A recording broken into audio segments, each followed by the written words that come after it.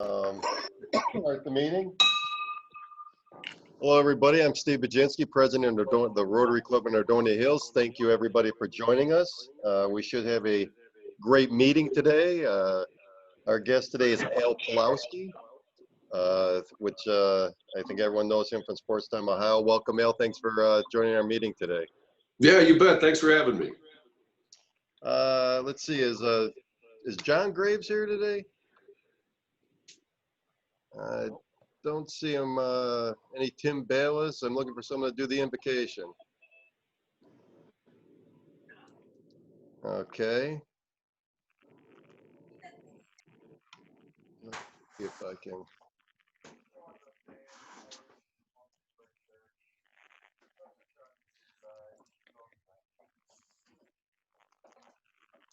All right, well, I'll start doing the invocation then. Lord, thank you for bringing us together today. Please give us the strength and courage to battle through these tough COVID times.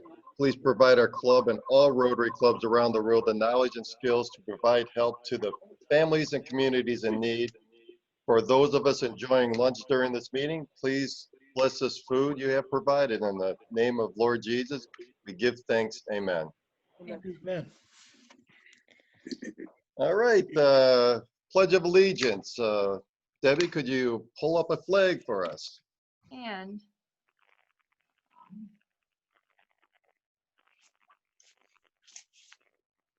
there we are. Okay, please join me in the Pledge of Allegiance.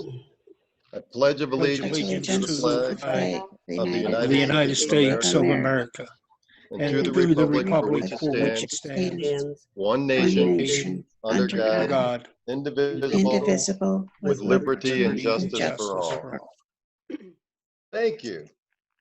Now let's introduce our guest that we have with us. As mentioned, we have Al Pawlowski with SportsTime Ohio. Thank you for joining us, Al. You got it. And we have my daughter and wife, Amanda Baginski, over there at Jacobs Field, or Progressive Field, I should say. Thanks for joining us. I see one of my old neighbors snuck in over there. Welcome, Jill. Thanks for joining us, Jill Marlowe. Anybody else want to introduce any visitors for us today? My sister, Donna Tobin. Hello. Welcome, Donna. Thanks for joining us. Thank you. Is Steve Buchanan here? District Governor Steve Buchanan. Okay, anybody else? Like we have one of my mine and Kathy's co-workers coming on here. Charlie Tobias. Well, welcome. Welcome, Charlie, if you're hearing me. Thanks for joining us. Okay. Today in history, I don't see Casey Wright with us, so I did a little research on some highlights of today in history. Back in 1929, this gentleman hit his 500th Major League career home run. Does anybody know who that was? Babe Ruth. Yes, it was Babe Ruth. That's always a good answer. Yeah, a lot of times you're correct if you mention the Babe. Carl Lewis wins his 4th Olympic gold medal, tying Jesse Owens' record in 1936. Carl Lewis did it in 1984. In 1989, Voyager 2 discovers 2 partial rings around Neptune. And here's a couple of today in history that's kind of funny. President Reagan on August 11th, 1984 was doing a sound check, and he made a joke. My fellow Americans, I'm pleased to tell you today that I've signed legislation that will outlaw Russia forever. We begin bombing in 5 minutes. It was just a joke.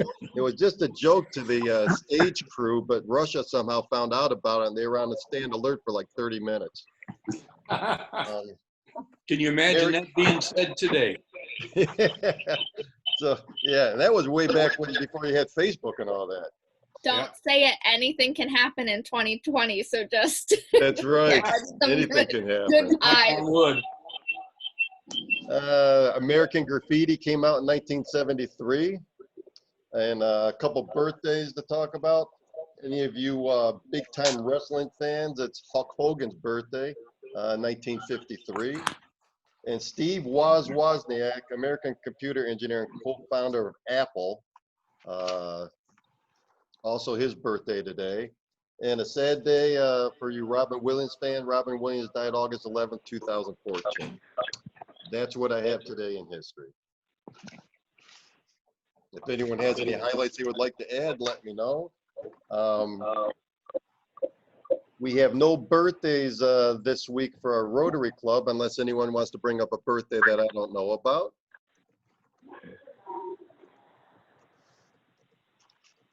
Okay, Dr. Conkle, do you have some humor for us today? Yes, we do. The American Medical Association has weighed in on Trump's corona strategy. The allergists were in favor of scratching it, but the dermatologists advised not to make any rash moves. The gastroenterologists had sort of a gut feeling about it, but the neurologists thought the administration had a lot of nerve. Meanwhile, obstetricians felt certain everyone was laboring under a misconception, while the ophthalmologists considered the idea short-sighted. Pathologists yelled, "Over my dead body," while the pediatrician said, "Oh, grow up." The psychiatrists thought the whole idea was madness, while the radiologists could see right through it. Surgeons decided to wash their hands of the whole thing, and the internists claimed it would be a bitter pill to swallow. The plastic surgeons opined that this proposal would put a whole new face on the matter. The podiatrists thought it was a step forward, but the urologists were pissed off at the whole idea. Anesthesiologists thought the whole idea was a gas, and those lofty cardiologists didn't have the heart to say no. In the end, the proctologists won out, leaving the entire decision up to the assholes in Washington. Did you say that? I knew there had to be some kind of punchline coming up there. That didn't pass the four-way test, I know. Okay, thank you for that. All right, any happy or sad dollars? Yeah, I got a happy dollar. That was a good one, Dave. I'm happy about it. And I'll throw a happy dollar out. Thanks for joining us, Al. Appreciate You it bet. again. I have a happy dollar that we finally got my little basement office kind of finished. So if you see, it looks like the epitome, like the abyss back there. It's all it is. It's just black light curtains to block out the rest of the basement mess. So here I am. I thought it was nighttime where you were at. Yeah, no, it is dark, dungy, and chilly down here. So I have a blanket. Anybody else? I have happy dollars. It's newspaper week, and the newspapers are already at Peppers, Marks, and Giant Eagle, and both CVS's and Walgreens. Whew, busy morning. Sounds like it. Anybody else? All right, thank you, everybody. With that being said, I would like to introduce our speaker today. Again, we have Al Pawlowski. He's in his 14th season as host of Indians Live on SportsTime Ohio. Al has spent 12 years as a freelance sports anchor at WKYC Channel 3 News. He spent 15 seasons as TV and radio play-by-play for Cleveland State basketball. Formerly the play-by-play voice of Cleveland Force Soccer, and have done national TV and worked for ESPN. Al grew up in Twinsburg, graduated from John Carroll with a Bachelor BA in Communications and lettered in baseball there. Currently lives in Sagamore Hills with wife Jessica and son Chase. With that being said, join me and welcome Al to our meeting today. Thank you, Al. Thank you very much. Great to be here. Great to be here. So first of all, you gave a nice introduction there. It's kind of my history, and I've been involved with Cleveland sports forever, really. So I grew up in Twinsburg, Graduated Chamberlain High School. I guess that means that I'm getting old since that's now the middle school. It's been the middle school for a while. But Chamberlain High School in 1990, graduated Carroll in 94. I started working in the Cleveland media when I was in college, so in the early 90s. Did some disc jockeying as well, but mainly covering Cleveland sports. So for about 25 years, a little bit over that now. So I've seen a lot in my tenure covering, all the teams really, the Indians especially, but the Browns, the Cavs, the indoor soccer team when we had one. Steve Warren was my director on a number of TV games we did back in the late 90s and early 2000s, Cheryl's husband.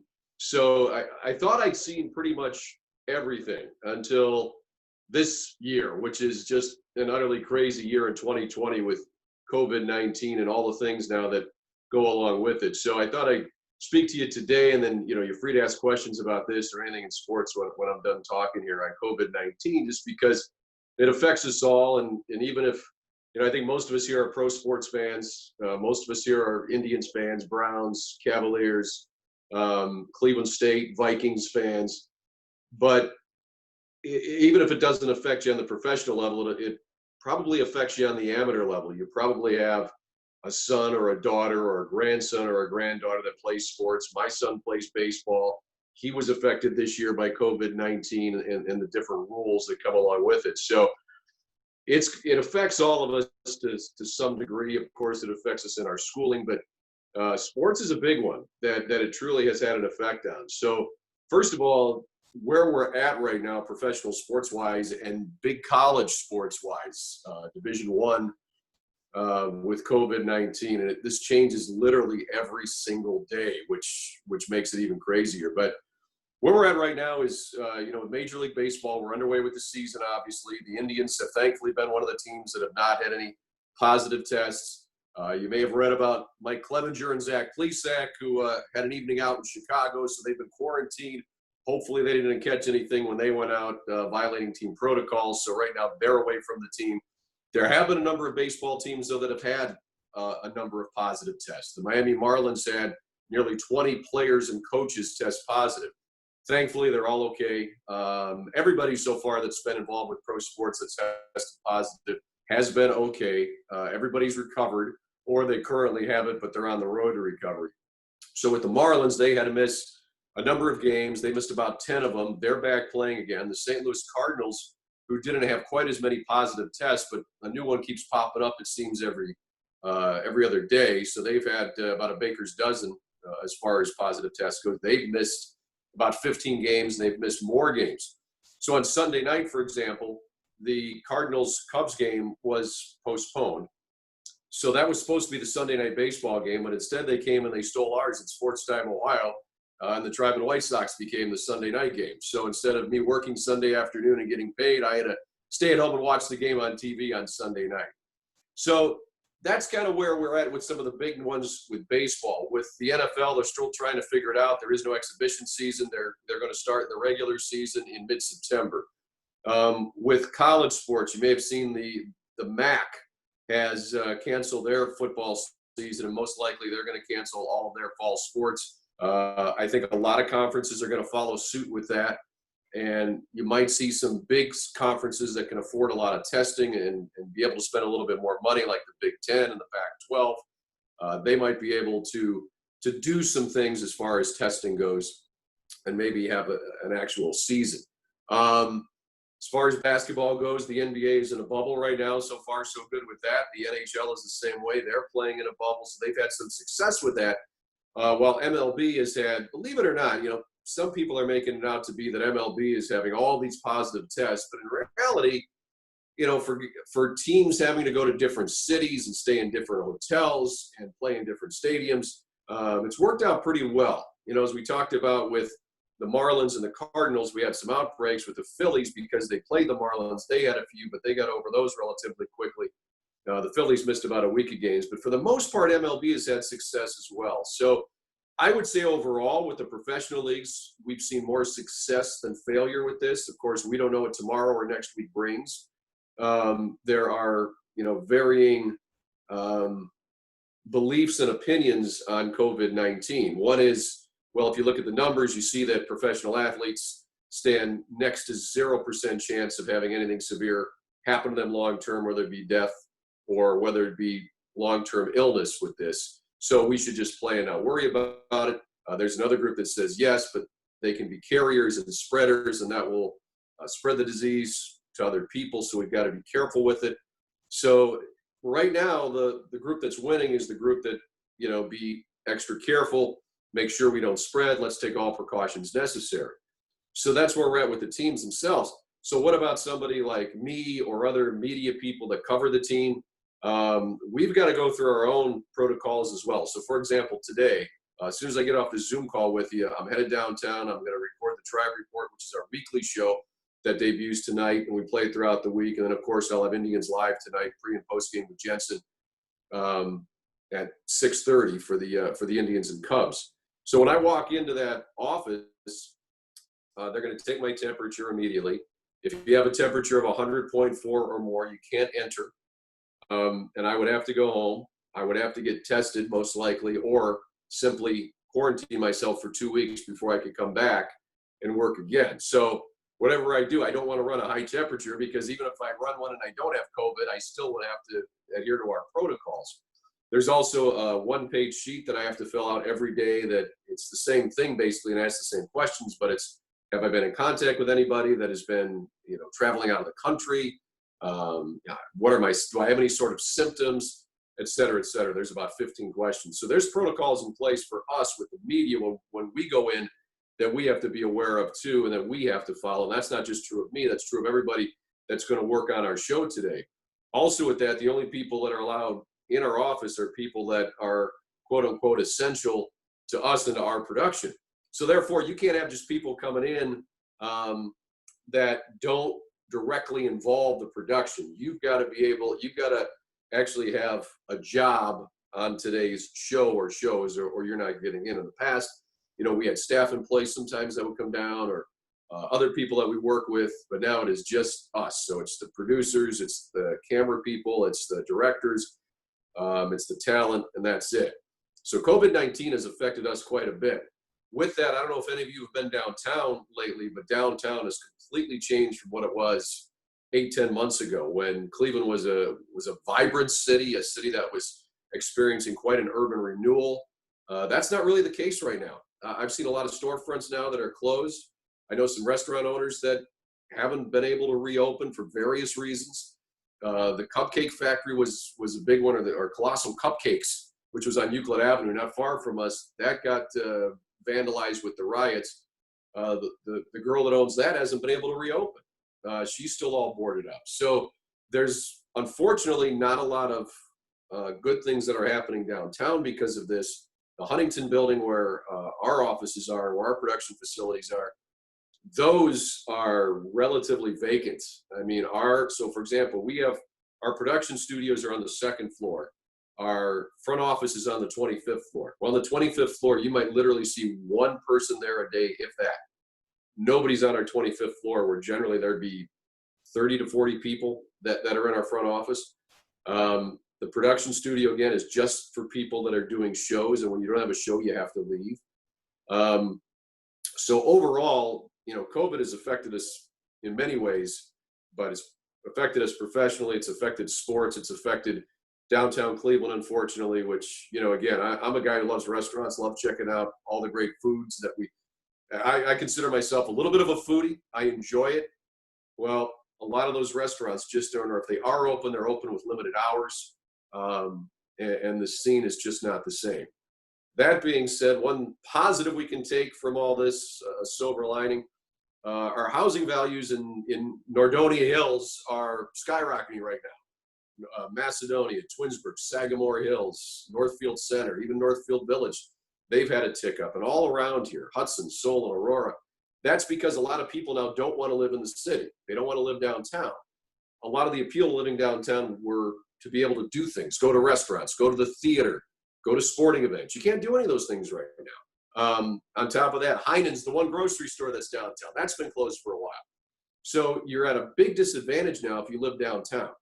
So that's why this summer, and I know a couple of real estate agents, they can barely keep listings.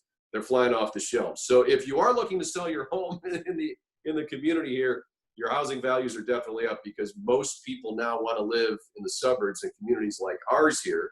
You know, and Nordonia Hills is a fantastic community, as are the other ones right around here, Twinsburg. You know, I love living in Sagamore Hills here because it's close to downtown. I'm less than 25 minutes away. I'm 22 minutes away from the ballpark. I'm 24 minutes away from my office. So I'm not that far, yet I still feel like when I get home that I'm, you know, miles and miles away. It's a great retreat here too. So that's been one of the effects of COVID-19. So that's kind of what I wanted to throw out for you guys. You know, I've had a lot of experience with it, both professionally and personally. And, you know, my son who played travel baseball, he played most of the season. And then, you know, long story short, there might have been somebody connected with the team who might have tested positive. They didn't, thank goodness. But then the coach just decided to shut the season down for the rest of the summer. We're going to try to get going again here in the fall. So he was able to play baseball for a little while. I know there's a lot of youth baseball leagues that are going on. They've had some pretty good success with it, simply because baseball's probably, along with golf, tennis, track, cross country, one of the easiest sports to socially distance with. So I think that that's worked out pretty well. Thankfully, he's had no positive tests on his team or anybody associated with the team, it turns out. So it affects us all. I've had such a wide-ranging experience there. And I'm from the community here. I spend my professional time in Cleveland, so I've been in Northeast Ohio my whole life. That's what I wanted to share with you. So if you guys got any questions, I'll open it up to you, you know, about what we've been dealing with this, or if you want to talk sports, Tribe pitching, best in baseball right now. Tribe hitting, not the best, but pitching trumps hitting, so they're above 500. That's good. And I think the Indians are going to wind up in the postseason, since there's 8 teams in each league. If you finish 500 or even close to it, you're probably going to make it to October. So we can talk Tribe baseball as well. But with that, I'll open up the floor. Thanks, Al. I appreciate it. I'll start off the questions. I'm a big baseball fan too. I'm so happy that they're back. I really enjoy listening to it, watching it, vice versa. But I guess the only question I have regarding getting over to football, they're talking about canceling the Big Ten, you know, fall sports. What's your view on that? Do you think that may happen, or you think they'll just delay it? I think first they'll delay it before they cancel it. You've got a lot of things in play. John Steinbrecher, the commissioner for the MAC, came out and was pretty forthright about it. Number one, the MAC's going to lose a lot of money if they try to play a football season, because all the big schools decided to have not to play in a non-conference season. So for a lot of the smaller conferences, if you're outside of the Power Five, it doesn't make a lot of sense financially to do it. As far as the Big Ten now, those other Power Five conferences, they've got major TV money riding on it. The revenue that they get from college football is important for the athletic departments. It's also important for some of the schools as well. For Ohio State, it's a big money maker, obviously. Now, for the smaller schools and the smaller conferences outside the Power Five, most of them lose money on football. So they've got to have their guaranteed games. And if, for those of you unfamiliar, that means, for example, when Kent State goes to play Penn State will pay them $1.5 million or $1.75 million to come play them. Well, they use that to fund their football program and a lot of the other athletics that are going on right now at Kent State throughout the year. So football is a big piece. Those TV deals are important. The attendance is important. There's not going to be anybody in attendance in the Big Ten. So I really think the Big Ten and the big conferences are going to find a way to play a season. It's going to be different than what you've ever seen before. And they also can afford to do more testing. They can afford to do more things that, for example, like Kent State or Akron can't afford to do. So do I think they're going to have a season? Yes. If I put a percentage on it, I would say 60, but it'll just be the big conferences. It will not be a full schedule of games. I would say it would just be conference games. And then they'd probably find a way to have some sort of a mini tournament, whether it's, a 14 playoff or each conference will crown a champion, just so they have those games to provide for TV. Because right now the ratings are huge, and money from TV is something that these colleges and these athletic departments desperately need. Got it. Thank you. Mm-hmm. More questions, anybody? Al, are you able to travel with the Indians at this point in time? I'm not. Now, generally, I don't travel with the team. Occasionally, I will. We might do a pre and a post game show out of town, or I might even travel separately from the team to get there. Almost every year we go to Cincinnati. This year we obviously didn't do that. But in years past, we've been to Baltimore, Minnesota, Chicago.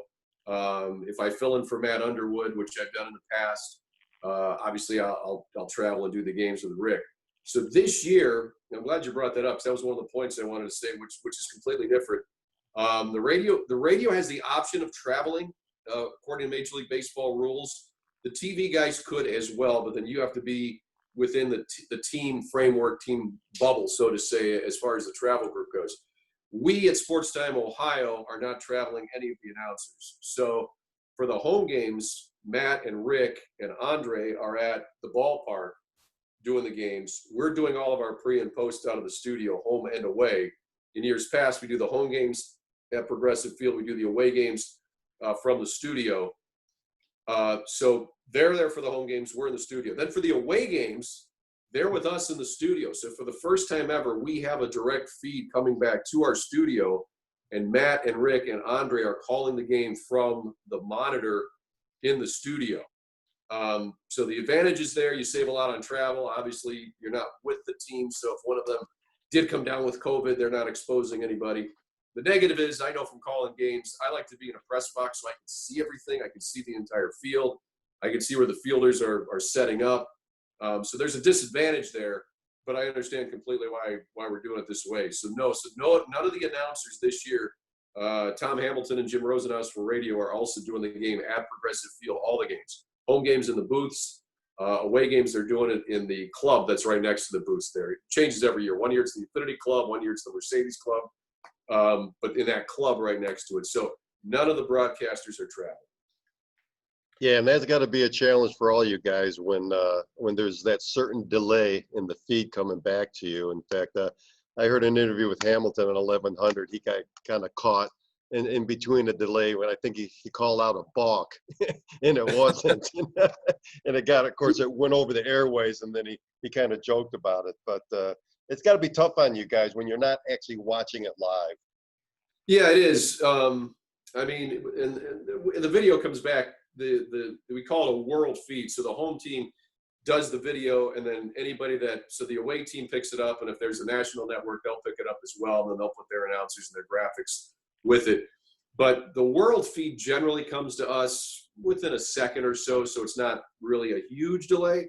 But where it becomes a problem is, okay, high fly ball hit to the outfield. So you can't see how high it is or where it's going. You're relying on the camera to show the fielder, and you've got to assume that he's got good judgment. Well, if he's Jose Canseco, for example, who knows where that guy's going? Or, obviously he's been retired for a while, but a player like that, you can't necessarily read the outfielder. A lot of times you can't. Or, if a ball's hit fair or foul down the line and you can't see it from your broadcast space, you got to, again, rely on the camera, but the camera can't always pick up the ball that's in the air, especially in the higher it goes. The camera will never, because you'd have the camera doing one of these, which would be disorienting to the viewers. So that's the big challenge. You've got to rely on just calling it from the monitor. And I know even when I've called TV and radio games, and I've called Cleveland State basketball for 15 years on radio and some TV with them as well. But when I call a TV game, if I call an Indians game, I like to see, again, everything. So you can see where all the fielders are moving, where the ball's going, so you can enhance what the viewer's seeing. So my description of anticipation, what's going to happen, can enhance what the viewer is watching. But if I'm watching the same thing the viewer is, we're all on the same plane. And, most of the time, honestly, it's not a problem. But every game, there's going to be balls that are hit, or you're going to see certain reactions by players. But you can't see what the umpire called. Because let's say, for example, you've got a camera that's showing the pitcher who's coming set, and an umpire calls something from second base. He calls a balk or whatever he might call. It's rare, but it happens. And the pitcher steps off. Everybody's looking around. Well, you can't see what happened, but if you're in the booth, you can see the umpire call a balk, for example, or whatever he's calling, or call timeout. So that's where the big disadvantage is, just not having your own eyes there to see everything that's happening at that moment. Right. Any other questions for Al? Hi, Al. Hi, So Julie. when you, like my office is downtown and I've only been down there once since, the beginning of March.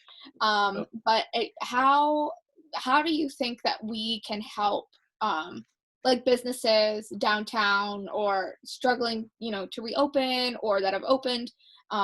Maybe, you've heard something or maybe somebody else has of how to better support businesses. Yeah, that's a great question. And, I'm all for that. My grandparents were small business owners. We owned Gendrick's Orchard on Shepherd Road for about 50 years before we went out of business and moved on from it there. And before that, my grandfather was a tailor in downtown Cleveland. My other grandfather, when he was downtown, he had a butcher shop over 100 years ago. So I kind of come from a family of small business owners. And I know how difficult it can be if something disrupts your margin or your customer chain, for example. So something like this to a small business owner, this COVID and shutting down businesses is devastating. The margins just aren't that thick. It's not a big corporation. So what I would say, number one, is whenever you can, buy food from those restaurants, whether it's in our community here in Nordonia Hills, whether it's going downtown, and even if you don't feel comfortable eating in the restaurant, get takeout, buy gift cards from them. A lot of the businesses downtown, a lot of the restaurants offer gift cards. So you can buy those from them now so they at least get that income, and you can always come back later, 6 months, a year down the road, and use that gift card. I think that's the biggest thing. I know there's some groups going on that they're trying to put together, like, some conglomerates to support one another. But the bottom line is, if a restaurant is closed right now, there's not much, unfortunately, you can do for it because they can't take an income while they're closed. But there are a lot of them opened or trying to reopen, but their hours are limited. So if you can find time to get downtown and support some of those restaurants, or if you work downtown like you do, use them. And I do. I mean, the Chipotle right across the street from us is way too convenient at work, so I eat that quite a bit. But it's still, you still have to support them, even though it's a chain. So I do that, and then I try to buy from restaurants down there. There's a restaurant called Balance that has fantastic food, very healthy. I support that one.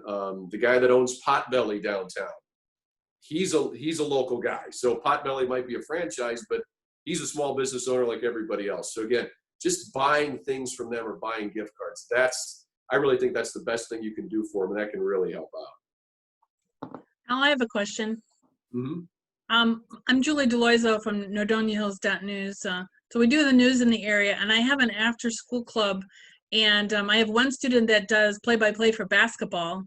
Very good. And we're hoping he can't do play-by-play for football because he's in band, but if they play football this fall, we're actually going to live stream football. Oh, nice. And I was thinking, I might be able to get a student to at least, kind of cover what's happening, a little play-by-play maybe. But I understand what you're saying about seeing the game, like from a wide view, because we're going to be up on the media box filming, which is great because we'll be away from everybody. But, for someone trying to cover the game, how are they going to see what the numbers are of the players? Because when you're on a wide view, you may not see who has the ball, but you can see how the play rolls out. And then we're hoping, we do know that there's the good chance is going to be volleyball. So we're going to try to do live stream for volleyball and maybe even get someone to do some play-by-play for that. Because we just got like live stream equipment this summer. So nice. And what maybe you could do, what I would suggest in a situation like that, is see if they can, so since you're going to be shooting the game from up top on the press box, you can get the student up there with it. Yes. And just simply, quote unquote, socially distant, so if he's got a partner with him, put them about 6 feet apart. But if they're up there too with the camera and everybody's spaced out and there's nobody else up there, I wouldn't see where the district would have a problem with it, especially if they're allowing football to be played. I would assume they would allow, especially a student, because this is part of his education. Exactly. And everybody's education that's doing it. I think that's what should happen, where you let them there. Trying to call a game off of a live stream, because as you know, and I've seen that the video it's nowhere near, for example, what we have professionally with SportsTime Ohio. And football is a game where You've got a lot of guys on the field. They're all tight together. Unless you've got black on white, you know, for 1 year, Massillon, for example, I couldn't see their numbers from the press box. They had orange on white, which from the press box, I can't see it. So I can imagine on a video stream trying to be able to decipher those numbers. So if you do have to call from a video stream, if they're not allowed to be there and they have to watch it and you have to marry the audio with the video, I would say just know who the starters are, know who most likely is going to be getting the ball in the backfield, who the linebackers are, and try to call from that. Otherwise, it's going to be, almost impossible to see those numbers from the stream. But see if you can get them there up with the camera. I think that would make that's what we plan on doing, having them up there, you know, spread out. I really think they're probably not going to allow anybody that's not involved in the game to be on the sidelines, because there was always those people on the sidelines, you know, that they would let on the field and, you know, so they could see the game. And I think it's just going to be just who needs to be there. And I don't even know what they're going to do about photographers, because they're usually the photographers with their lenses and stuff. So they may have to be further back with bigger lenses. It'll be interesting to see. Yeah, absolutely. It's I hope it all works out, and I certainly hope the kids get to play. It's, you know, you only have so many years in high school, and to me, sports is a huge part of your education and, you know, developing further in life. I mean, the things you learn, you know, from being a teammate, from having team goals, to covering the game. I mean, there's so many educational opportunities there. So I hope high school football, you know, happens in some regard at least. And actually 2 years ago, there was a student that did play-by-play for football, and he actually this past year at Bowling Green, covered the game, did play-by-play audio. And so, you know, we're trying to help out the high school kids and have them figure out what they want to do in high school. Yeah. But I think the governor is going to make an announcement today about fall sports. Yes, correct. He is. I'm hoping he doesn't outlaw it. Let each district make their own decision. I think that they know their districts the best. And you know, if they do football, I think it'd be more important to have live stream, because there's a lot of people that obviously either can't go or don't feel comfortable going. So. Yeah, that's a great point, especially now. I mean, our ratings are through the roof. I mean, we generally have good ratings anyway, and Cleveland's a big sports market, so we do pretty well. But this year, our ratings for Indians games are off the charts. And I remember when I first started doing high school games back in the 90s, I was doing some St. Ignatius football games and basketball games. We had a lot of shut-ins that couldn't get out to the games.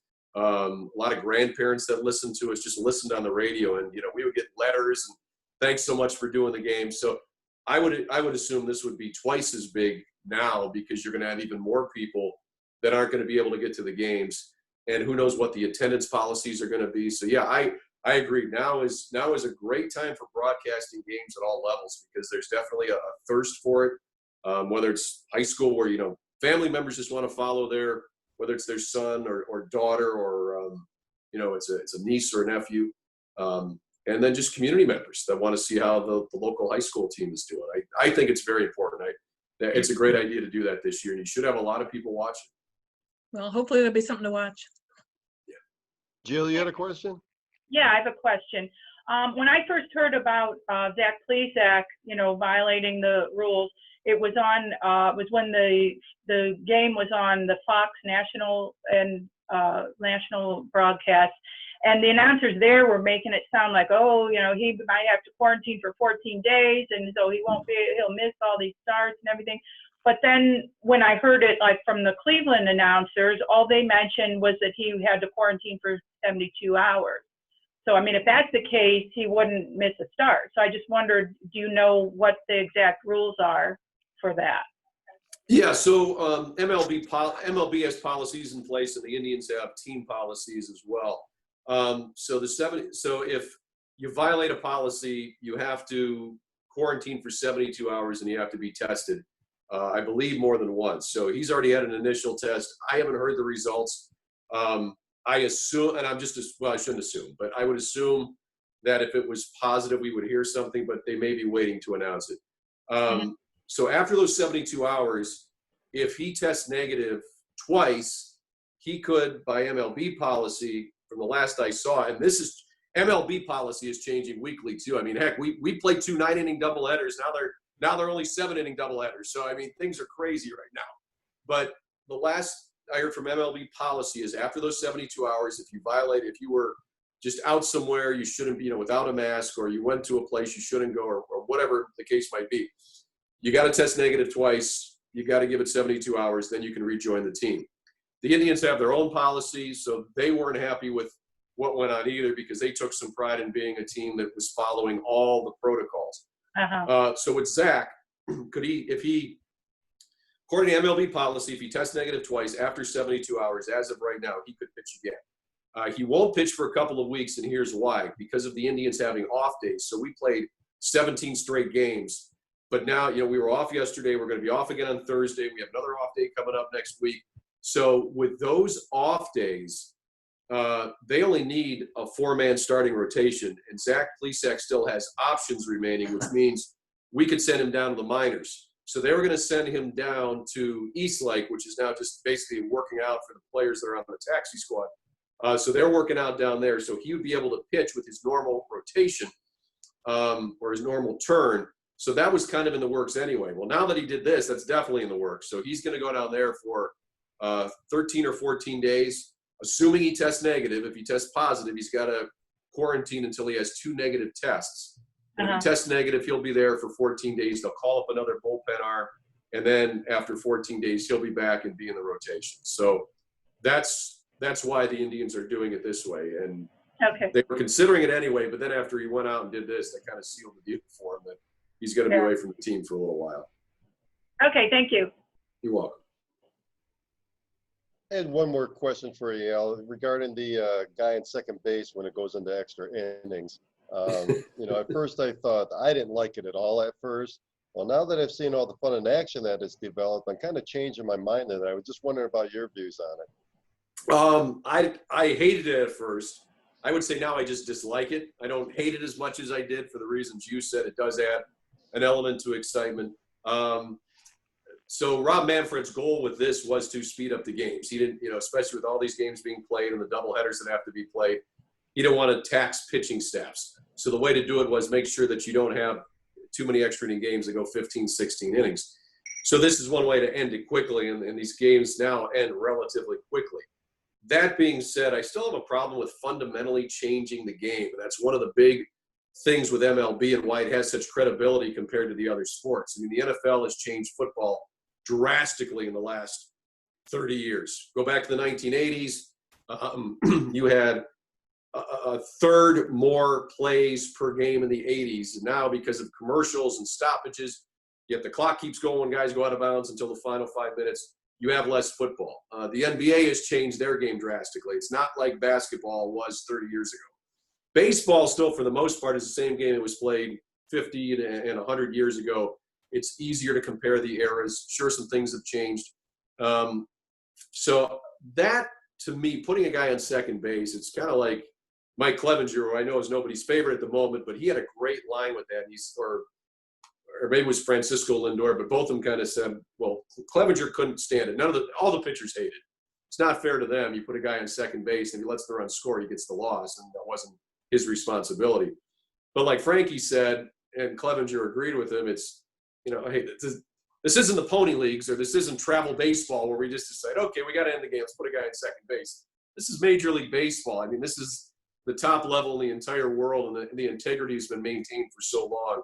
So that's the part of me, the traditionalist in me, the guy that's played baseball or covered it his entire life, that doesn't like to see it. But by the other token, it does make games go quicker, it does save arms, and it does add some excitement to it. So I'm kind of now closer to being on the fence, but I still the purist in me doesn't like it. Yeah, I kind of agree, because I like a 15, 16 inning game because I like baseball. Yeah. I mean, those of us that love baseball, we're okay with it going a while. Now, once it gets to about 18 innings, we've had enough. But, yeah, 15, 16 innings, those can be so dramatic and so memorable. Right. Okay, any other questions for Al? Okay, great. Al, thank you so much again for coming. You're always fun to talk to and fun to listen to. The second time I've heard you speak, and hope you come back and visit us again soon. Please tell your mom, Debbie, Amanda, and Nicole, and Rebel and I said hi. Will We do. always enjoyed seeing her walk through the neighborhood. I hope she's doing better. And Yeah, she's getting you know, better. She's getting a lot better. good. Does she still live out in the same house, or is she not there anymore? She does. She is Oh, still there on good. Sheffield Road. Been there since 1972, and that's been in our family since 1937. That's fantastic. That's fantastic. She's a great lady. Tell her we said hi. Thanks so much. I appreciate that. Well, thanks, Alan. You're more than welcome to leave now unless you want to stay for the rest of our meeting, but I know you're a busy man. So thanks again for joining us. You got it. I'd love to stay, but I got to get downtown. But thanks again, everybody. It was All right. great. I had fun. Thanks, Al. You got it. We'll see I you. think-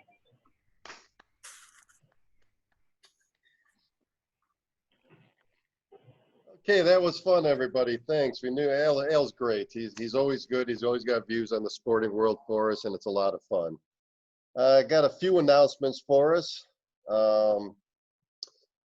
Safety Town's happening this week. Derek, are you still here, or did you jump out already? Looks like Derek might have left because he's probably rushing back over to Safety Town. We do have a shoebox program going up, and I just wanted to say that the shoeboxes are in. Right now, we have a commitment for 20, or we have 20 shoeboxes, but we've only got commitments for people filling 10 of them. Debbie has the online Google sign-up sheet. We need 10 more people to commit to these shoeboxes. Otherwise, you guys are going to make me fill them all up. So I need you guys we need more commitments. Please spread the word, and let's get some more people signing up on those.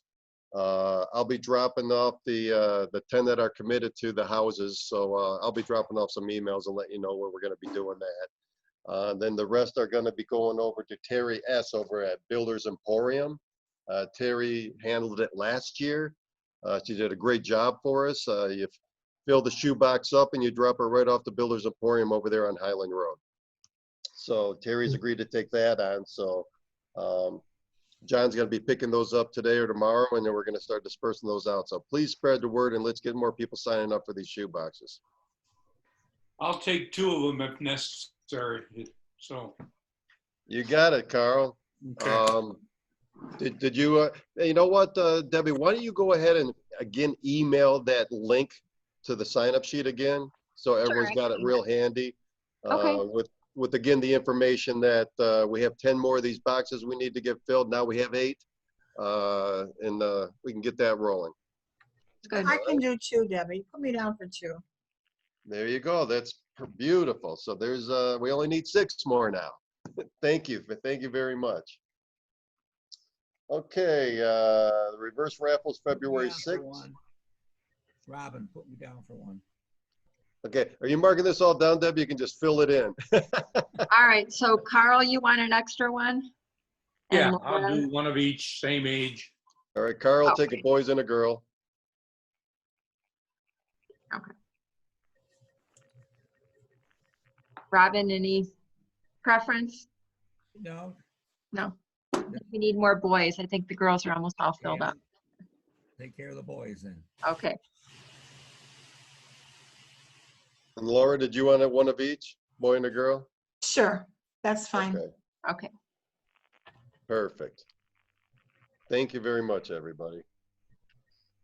Let's see. Next week's speaker, it happens to be my daughter, Nicole. She's with Robert Half Technologies. She's going to talk about the job market in the industry right now. Everyone knows that the unemployment market is at an all-time high right now. She recruits people for the job placement market, and she's going to discuss on the difficulties in finding people's jobs and just a little bit about the market. It should be pretty interesting, so we look forward to that. That being said, does anybody else have anything else to add? So storefronts. Yes, thank you, Bill. I should have brought that up. So we have a lot of storefronts. Bill's been working very hard on getting people to renew their storefronts. So we actually got 20 storefronts that we could sell right now. So if you're at a business, ask them if they want a storefront. talk to Bill and he can get you all the information you want as far as emailing people information on the cost of the storefronts. Basically, a front storefront's $1,000, in the middle $700, and on the back of the safety town it's $500. And it goes for 6 years. So it's a good deal. It's almost half the price that it was before. So spread the word if you would, please. Anything else, Bill, that you'd like to add? You're good. Okay. Thank you again, everyone, for another great meeting. Thanks, Bruce DeBerry, for joining us. I hope you caught some of our speaker. I think you jumped in about 15 minutes ago. Thanks for joining us. Yeah, and I heard a couple of questions. I was very curious about, like what are the bad boys going to do when they break quarantine and stuff. So yeah, it was interesting to hear those questions, and nice to know that other people than me are having the same kind of thoughts. I'm enjoying baseball. It seems like actually they're playing better at this time of year. This is almost more like October ball, but yeah, it was great to be able to participate. Thanks for inviting me again. You're very welcome. Yeah, for you baseball fans, it'll be interesting to see what happens with Clevenger. Unlike the one gentleman that kind of admitted and got caught, he hit it and flew home with the team, so he might be in big trouble. So, all right, everybody. Thanks again for joining us. Have a great week, and we will see you next week. Thank you very much. Meeting adjourned.